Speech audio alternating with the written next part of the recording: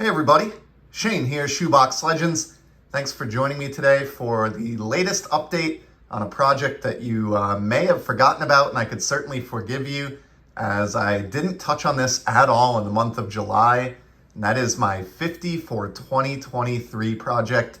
This thing just went off the rails last month between a couple of big VRs that I did and busy time at work. I did not post a single card off the list of 50 singles that I am targeting in 2023. So I am way behind now.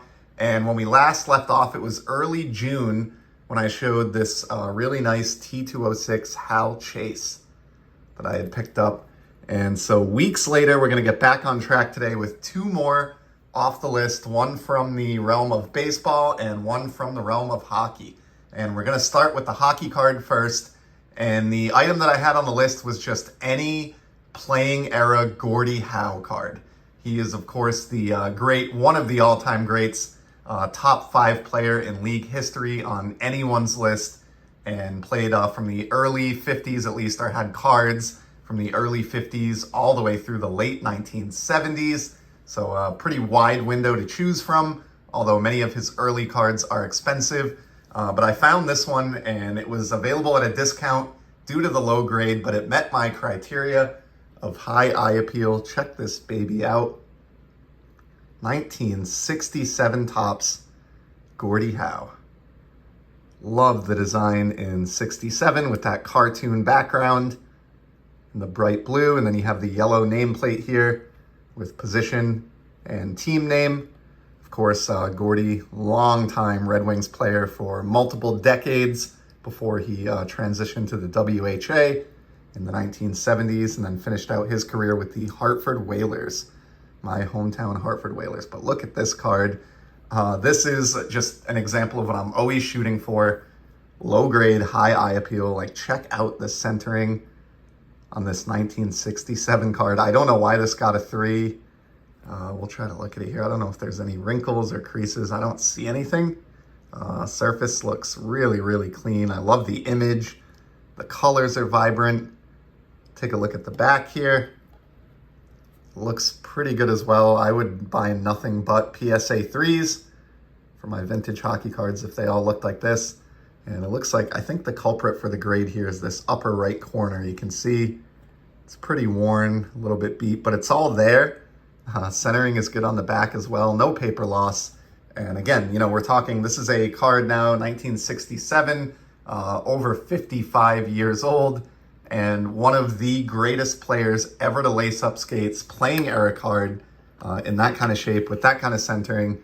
And I scored that for under $50. So when I ran across that, it was just an obvious choice to check off the list on my project here, 50 for 2023. So hard to get much cheaper than that on a Gordie Howe from the 60s. And pretty pleased with that. I have some expensive cards still on the list, so if I can knock a couple off, at cheap coin, I am really pleased to do that. And the baseball card that we're going to look at is somewhat in the same vein. This was not an expensive card, well under $100, and I think closer to 50. But it's a card that drove me nuts. It took me, I have had a save search for this card since last winter. And every single morning, I look at all the listings from the day before, and just about every one of them is wildly off-center. This is one of the most challenging cards to find centered that I've encountered in my time in the hobby. I don't know why that is. I don't think every card from the set is like this, but this one was brutal. And my copy that I got here, it may not be perfect, but I can tell you this is better centered than 99.9% of the examples that are out there. And it is the 1979 Topps Ozzie Smith rookie card for the San Diego Padres. Awesome shot there with those sideburns. Absolutely love it. I love this card as a kid. Never owned one as a kid collector. Always wanted one. Just never managed to make it happen. Was a huge Ozzie Smith fan, just due to his defensive wizardry and the nickname and all of that. Just an amazing player. Somebody who you would want to have at the top of your lineup and playing up the middle on defense. Just a really exciting and dynamic player, and one of the big names of the 80s when he really came into being. I know this is a 79 rookie card here, but I love Ozzie Smith. I do have some other graded Ozzie Smith cards that I've never shown off, but I'll try to work those into a future video. But for this list, wanted to finally put the rookie card to bed. I think I ignored this card due to frustration at times in the past, just because I do care about centering. And again, while this copy is not precise 100%, this is beyond good enough for me. Really, really pumped. As soon as this surfaced, immediately started engaging with the seller in under 24 hours, and he was able to knock a little bit off his already reasonable price. And Ozzie Smith's rookie card finally bites the dust and joins the collection after all these years.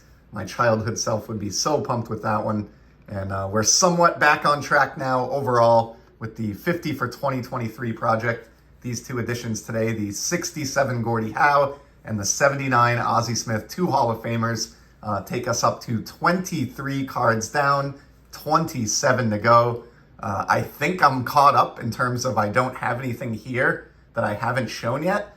So I really need to get myself in gear. We are well past the halfway point of the year, and I am well under the halfway point on this challenge with 23 cards down. But for now, that's what I have for today. Hope you enjoyed these two. Certainly appreciate you stopping by the channel. And as you know, I'll be back in the very near future with some more sports card content. Till then, enjoy the hobby, everybody. See ya.